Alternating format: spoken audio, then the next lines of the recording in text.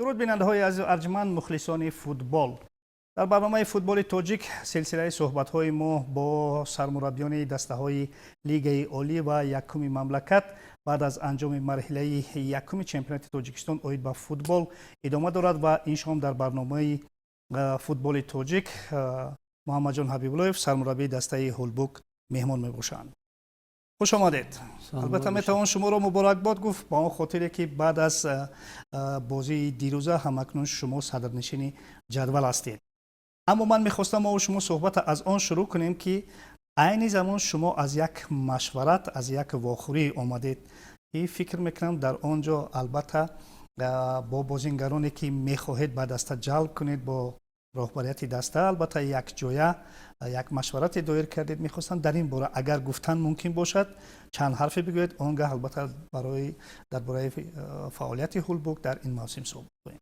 سلامت باشین. البته خیلی که میدونن از یکم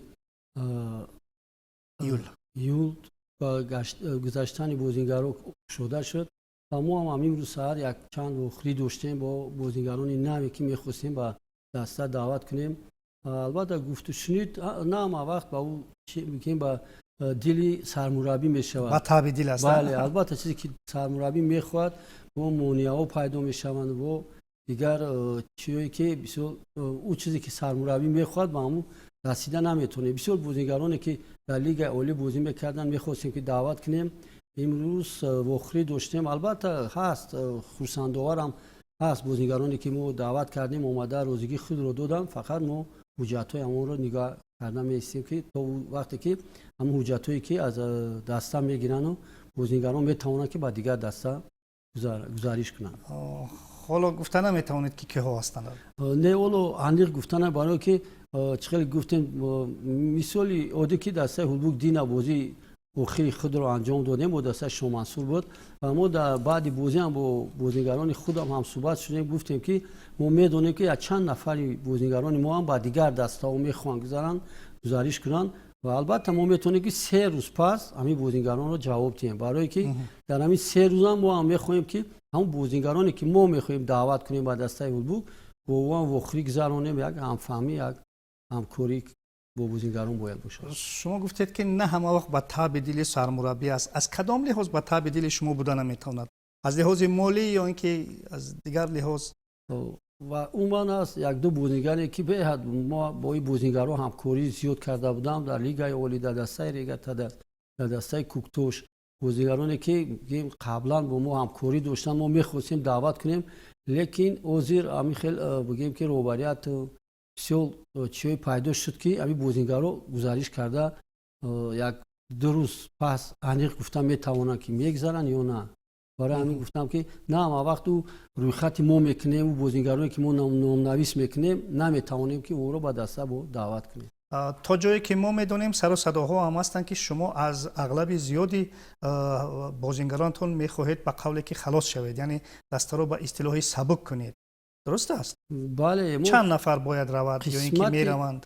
اول چمپیونات بگیم پیش از اول مسیج خیلی ما میدونیم هیئت دسته ما به حد یک هیئتی بود که همه بازیگران در لیگ عالی برآمد کردن. بگیم بازیگران به حد تجربه کلان دارن، مثل خولمرو چی بگیم شودی بختوار که در رفشان کلوب بازی میکردن، موسین و دیگر بازیگرانی که بسیار دلیل شمرود و سفر علی کریم. بله با دوروب ما ارگاش رو گرفتیم به حد زیاد است بازیگرانی که پو تجربه.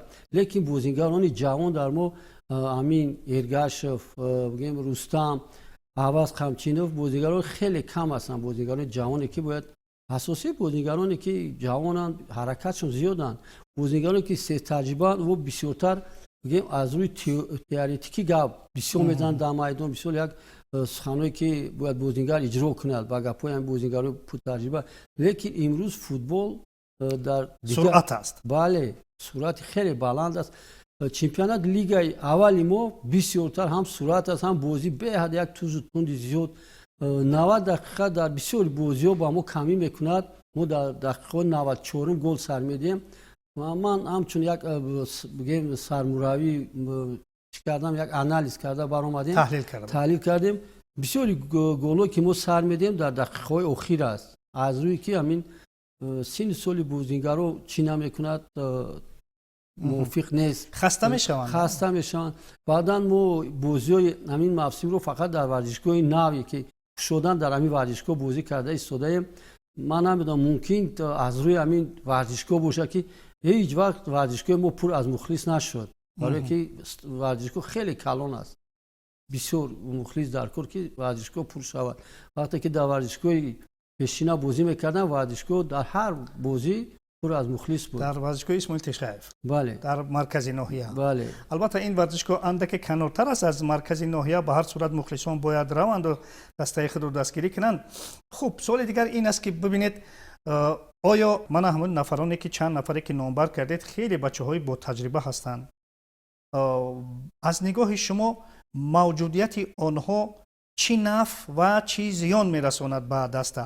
аз як тараф албатта таҷрибаи хуб доранд ки бояд ба бачаҳои ҷавон дастур бидиҳанд, ҳидоят кунанд ки масалан ин ё он корро дар майдон бикунанд. аз лиҳози дигар шояд барои 90 дақиқа басандагӣ нест ҳолати физикии ишон. дуруст? шумо дуруст қайд кардед, дар аввали барнома гуфтед ки суръат.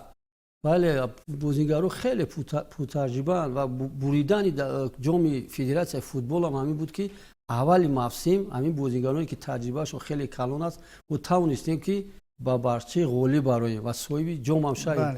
лекин чемпионат ин дигар бозӣ аст. бигем ҳар ҳафта як бозӣ ё ду бозӣ мо мезгаронем. дар лига якум дастҳое ҳастанд ки беҳад ҷавонанд, мисол дастаи душанбе, дастаҳои исфара, дастаҳои моир. ин ҳайати дастҳо беҳад ҷавонанд ва ҳаракату сурати бозӣ хеле баланд аст. албатта дар даста будани 3-4 бозингари пуртаҷриба ин хуб аст. ман аз рӯи таҷрибаи худ мегӯям, вақте ки мо бо Сардор кор кардем, дар ҳайати даста Қурбоналӣ Бобоев буд дарвозабон ва капитани даста Расул Пайзов. дигар ҳамаи ҳайати даста дастаи ҷавонон буд ки мо тавонистем ки ба лигаи олӣ бароем. ба ҳар сурат ҳамин бачаҳое ки мо шумо дар инҷо номбар кардем, ки бештарашон албатта бозингарони дастаи ҳайати асосӣ ҳастанд, албатта ки тавонистанд дар қиболи хеле ҳарифони пуртаҷриба ягон бор ба бохт дучор нашаванд. бале, дар хатти бигем ҳуҷум дастаи ҳулбук дарвозабон бигем Иброҳим Исмоилов бозӣ мекунад ки яке аз беҳтарин дарвозабон аст. фақат мо дарвозабони дуюм надоштем ва мо ҳамин дарвозабони дуюм бигем бозингар дарвозабон даъват карда истодаем. баъдан бигем Зокирзода чӣ? зокирзода то як даврои ҳамин 3-4 даври охир дар ҳайати даста нест. намедонам ё ягон чӣ ёфт ки дигар ба тамринҳо наомад. баъдан хатти муҳофизати мо тамоми ҳайати даста бигем бозингароне ки дар лигаи олӣ бозӣ кардагиянд беҳад як бигем хатти ки дар лигаи якум фикр мекунам ягон даста чунин бозингаро надоранд. албатта барои мо барои ман ҳамчун сармураббӣ хатти мобайн ва хатти ҳуҷум беҳад хатти заиф аст. барои мо бештар мехоҳем ки хатти байн бозингароне ки дар мобайни майдон бозӣ мекунад бисёртар даъват кунем. қисмати дуюми чемпионат дигар чизро талаб мекунад ки чунин бозиҳо ки мо гузаронем, дар 5 бозӣ мо 5 мусовӣ дорем. ин беҳад холои зиёд мо даст додем. барои мо мехоҳем ки умуман дигар як шакли дигар футболро ишон диҳем. мо бозингароне ки пуртаҷриба буданд, мо бисёр бозӣ бигем ки аз контур ҳуҷумҳо мо наметавонистем ки ҳамавақт дар ҳуҷум бошем, барое ки аз рӯи ҷисмонӣ физикӣ бозингарони мо 90 дақиқа бозӣ карда наметавонистанд. намешавад дар ду қисмат даста як хел бозӣ кунад. агар мо мағлубият ба ҳамчун бо дастаи моир бозӣ кардем, қисмати аввалро 2-0 мағлуб шуда будем. дар қисмати дуюм мо бо 3 дифоъгар бозӣ кардем ки барои дастаи улбук хеле мушкил буд. мо бо даста 10 нафара монда буд, лекин мо тавонистем аз рӯи таҷрибаи ҳамин бозингаро бозиро дуранг созем. шумо гуфтед ки дар бораи Зокирзода қариб ки маълумоте надоред, масалан таи чанд вақти охир куҷост. оё дар даста ҳамин мумкин аст, масалан вақте ки қарордод имзо мешавад, вақте ки масалан ба як бозингар маош дода мешавад, умуман то кадом андоза масалан ҳамаи ҳамин ҷузъиётҳое ки дар даста мегузаранд масалан таҳти назорати сармураббианд ё масалан роҳбари даста ҳаст ки масалан як нафар ҳоли ҳозир қариб ки як моҳ ҳаст ки нест, اما مثلا شما نمیدارید اینجاست. درست گفتید. عموما چخیلی که ما فهمیدیم یک بین دو بازیگر بگیم دروازه‌بان ما و یک بازیگر پترجبه یک نوفهمی شد و بازیگر همین جهان قهر کرده رفت. بعد یک چند تمرین ها هم اشتراک نکرد. پیش از این هم خیلی چیو بود که در چند تمرین نبود. من پرسیدم گفت که من کسل شدم اومدن نتونستم. شهر دوشنبه یه توبت اومده بود است، لیکن با ما هیچی همین خیلی برآمده میرفت، هیچی نمیگفت. بعدا یک فوتبال باز دیگر داشتیم اوتامشو، وقتی که در سردار بازی میکرد به حد یک بازیگری که ما فکر میکردیم که این بازیگر در همین سالهای اخیر ممکن با دستای جوانان و نورسان ما دستای جوانان تاجیکستان همین شود نیم حمایتگر شما. بله، لیکن همین بازیگر وقتی که ما با دستا خیلی شما گفته شرطنامه بستیم با این بازیگر هم صحبت بودیم و معاش خود را جدا کرده بودند، لیکن این بازیگر رفته در همون جایی که زندگی میکند نویه موناباد در بازیایی که همین شلاق با قشلاق کوچه با کوچه در مسابقه ده با ده با ده بازی میکرده است. و وقتی که من حیرانم برای همین امروز یک امکانیت است که من همین سخن نگویم، باید فدراسیون فوتبال چنین رو ندهند، اجازه نده. اگر رئیس نویه هم میخواهد یا که اگه سرپرستی که بسیار پولش کلان هم میخواهد که بازیگر از لیگ اولی برورند، چنون باید فکر میکنم فدراسیون فوتبال ما هم مراجعه نکردیم، لیکن در آینده باید چنین نباشه. وقتی که تو شرطنامه داری بود است تو حق نداری رفته در بازی دیابدیه اشتراک کنی. یکی اگر ما فکر کردیم تو اوتامشو باید که یک بازیگران بهترینی دسته سردار بود، ما فکر کردیم که او با دسته رفشن میگذارد، لیکن گزارش نشد. با دسته رفشن با دسته هولبو گذاشت، لیکن یک چی بگیم کسبیتی چی نداشته است. اوتامشو که رفته در بازی دیابدیه بازی کرده، امروز خود رو بگیم که یک لاتی خیلی چی افت به نزدیکی با فکرم باید یک چی جراحی شد. اکنون ببینید همینجا سوال دیگر با میون میآید که وقتی که مثلا همین قرارداد امضا می شود، در همونجا آیا نوشته نمی شود که مثلا فوتبال باز حق و حقوقی در چنین مسابقه های سطحی پس از لیگ یکم باید بازی نکند؟ این خیلی نیست یا اینکه همچون قرارداد عمومی است؟ نه همین خیلی است و حق ندارد که وقتی که امضای خود رو میبونی دیگر در دیگر مسابقه ها حق نداری. نه، منظوری من این که در همین جمله همین پرسش همینجا ذکر می شود یا نه؟ می شود. شرطنامه در چنین بگیم پونکت ها هستن که بازیگر حق ندارد که از دیگر دسته یا که در دیگر مسابقه به اجازت رهبری دسته اشتراک کند. پس اگر همین گونه کار او انجام میدهد از جانب دسته مجازات می شود یا نه؟ باید مجازات میشد. من همچون سرمربی وقتی که درک گفتم ما رفتیم به خونه و اوتامشو و با دیرکتری دسته، لیکن دیرکتری ما با جای ما او را مجازات میکردیم یا که روی معاش یا که روی بگیم دیرکتری کلوب با یک با یاردم داد که مثال با آورده در نویه وسه اثر وای کردیم، رنگین کردیم، با دکترو چی کردیم که تشخیص کردیم. بله، البته یک یاردم رسونن. بعدی با یک چی کردن توبه یافتن توانست یک دو بازی برآمده قسمت دیمی بازی با 20 دقیقه یا نیم ساعت بازی کرد. بعدا دیگر بازیگر نتونست برای که جراحت در کار است. برای این فکر میکنم که در همین روزهای نزدیک باید از سر نو و همین چیزی گذشته بیند که برای اینکه پوچه و به حد سخت لات خورده. آمادگی رو با مرحله دوم چمپیونات هولبوک در کجا برگزار میکنند؟ در واسه، در دوشنبه، در کجا؟ همین روز با روباری دسته هم صحبت شدیم. میخوایم که همین بازیگرانی که دعوت کردیم در این شهر دوشنبه همین تیاری رو ببینیم برای که دستا خیلی زیادن میتونیم بازی رفیقانه گذرانه و همین بچه‌ای که دعوت کردیم بچه‌ها رو در بازی ابریدگر میگم از پیش نظر گذرانه. چند نفر تصمیم دارید که دعوت کنید؟ 10 نفر. 10 نفر با یک بارگی و 10 نفر دیگر از دسته میتیم. بله. واه، این ببینید برای شما مشکل نمی شود مثلا مرحله دوم چمپیونات خیلی بازی های مشکل در پیشن، البته جای یکم رو نگه داشتن در کار است، اما 10 نفر نه اینکه استخوان بندی یک دسته بلکه قریب همه دسته، منظورم هیئت اساسی است، عوض می شود. همکنون باید آنها با همدیگر اونس بگیرند شما رو بفهمند، شما ایشان رو بفهمید، مشکل تر نمیشود؟ همه به هر صورت شما که تجربه دارید. همه وقت مشکل است در بود، لیکن از فقط ما دعوت میکنیم 10 نفر. بعدی که ما دعوت میکنیم فکر میکنم اینها در همین مشق تمرین ها باید خودشون ایشون دعوت کردن. ما میتونید کدام بازیگری نباشه دعوت میکنیم و فقط از بازیگر چی میکنه که استعداد خود رو ایشون دید. اگر ببینیم که اون بازیگران ما با ضعیفتر هستن، ما ممکن که بازیگرانی که در قسمت اول بود یا چند نفر شما با در دسته داریم. به هر صورت این 10 نفر برای هنوز سنجش هست. سنجش بله، وقتی چند نفری اونها میمونن نمیمونن اینش که دیگه. نه، در هر یک موضوع در یک موقع دو بازیگر است. کدام بازیگر رقم یک میشود، این یک کنکورنس بین همین بازیگرا در دسته میشود. به هر صورت چند نفر خیلی زیاد از هولبوگ میروند. بله، برای که ما گفتیم بچه‌ها رو در این بازی دیندگی که ما 3 روز پس همون رویخطی که بازیگرا رو جواب میدیم باید ما هم رویخط با سایت دسته باید مونیم. باشد.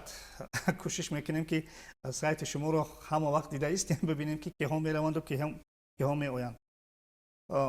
معلم، در یکی از برنامه‌های میدان بحث شما از فعالیت داوران سخت اظهار نگرانی کرده بودید. هنوز هم به همین سر اندیشه خود معتقدید یا اینکه حال حاضر از کار داوران رضایت دارید؟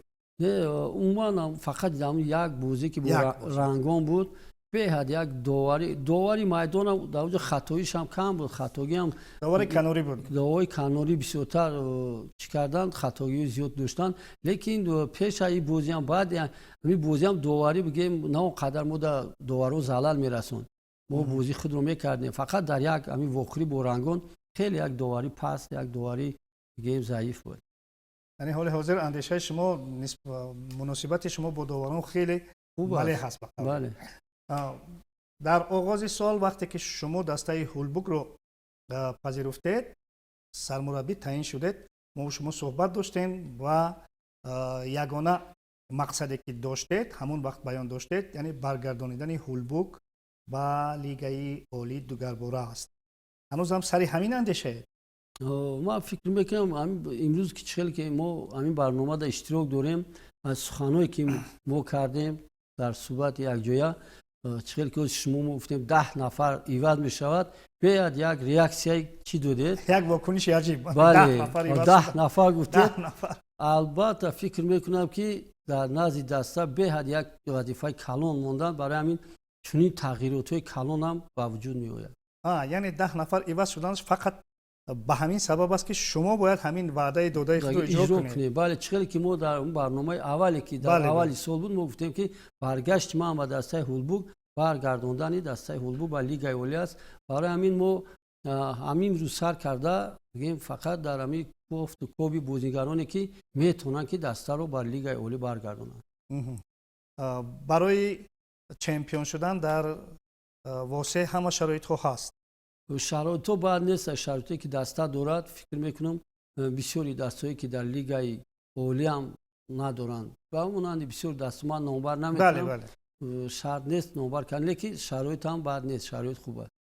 ستاد مربیان شما هنوز هم ناپوره است یا که کامل شده است؟ منظورم که مثال با همه همون جزئیات هایی که باید برای یک ستاد مربیان لازم باشد، متخصصانی که باید باشند هستند یا اینکه هنوز هم بسیار کار رو شما خود شما میکنید؟ نه، امروز ما میگیم یاردمچی همچون مربی هم بازیگر سفرعلی کریموف است، بعدا با من جورخان میرزویف همکاری میکند همچون یاردمچی. بسیار کار رو ما هم صحبت میشیم، تحلیل میکنیم یا که بازیگر ایواز کردن در کاری که دیگر کار در سیستم بازی ما با جورخان میتونیم هم صحبت شیم. مربی دروازه‌بان ها، روانشناس؟ نه، در لیگ اول با فکر بسیاری دسته هم ندارن. ما مربی دروازه‌بان نداریم. در قسمت دوم چمپیونات میخواهیم که همین موقع رو پر کنیم. ببینید که معلم شما یک نفر حرفه‌ای که سالیانی دراز البته در دسته های مختلف کار کرده اید، با عنوان های بلند و بالا رسیده اید. آیا ممکن است مثلا یک ستاد مربیانی که میخواهند چمپیونی رو به دست بیارن و به لیگ عالی برگردن همین گونه نقص و علت‌ها داشته باشد. مثلا روانشناس البته نقش ویژه بازی میکنه، هرچند که روانشناس در بیشتر دسته‌های لیگ عالی مهم نیست، اما مربی دروازه‌بان‌ها حداقل باید باشد.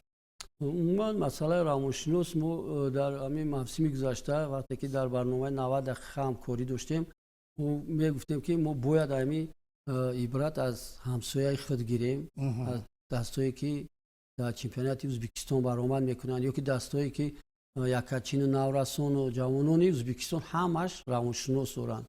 ما میدونیم که امروز قرقیزستان هم در دستای دخترانه در دستای نورسان روانشناس خیلی کاری کلان رو میکند. بله من فکر میکنم دستای ما با مانند استقلال، خوجند، ریگر، تعداد البته باید داشته باشند.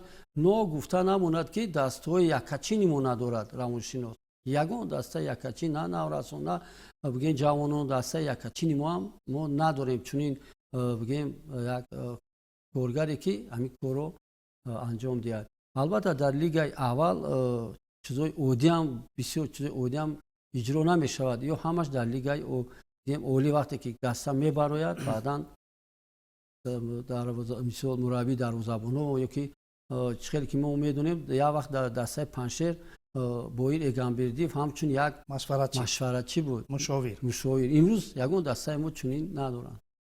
خوب، باندیشه شما آیا درست است که در لیگ یکم لیگنرها نیستند؟ باید نباشند. همین فکر میکنم که باید ما بیشتر همینجا جوانان را تربیت کنیم. بازیگرانی که با روخت ما ورو با لیگ اولی تیم از همین لیگ اول باید بسیارتر دعوت شوند و لیگ اولی. و البته امروز که کمی در کم از بازیگران ما در لیگ اولی بسیارتر با بازیگران خارج کشور نظر میکنند. این از نبودن فوتبال باز است. اگر که ما در لیگ اول هم اگر بازیگران خارجی رو تعیین کنیم عموما فوتبال ما و بچه‌های ما به قول جان نمیرسد. بله، برای همین فکر میکنم که لیگ اول این تربیت بازیگران جوان با دستای لیگ اولی است. بسیار خوب. یک سوال دردناک برای چند نفر از متخصصان تاجیک. چرا پرو ندارید تا هنوز؟ وقتی که در دسته لیگ تدس کار میکردیم روزی که ما رو 2 مرتبه دسته لیگ تدس با ترکیه روی کرده بود، با ونگر خوندنی رفته بودیم، لیکن همچنین ما همین پرو را اهمیت نمیدادیم. من در آسیا کم میگذشت. من وقتی که مشق تمرین‌های ما در شهر مشهد بود در ایران، ما در همون مشهد دیده بودم که مربیان ایرانی همین پرو میخوندن، لیکن ما فکر کردیم که هم یک لیسنس حقیقتی که کار کرده میریم.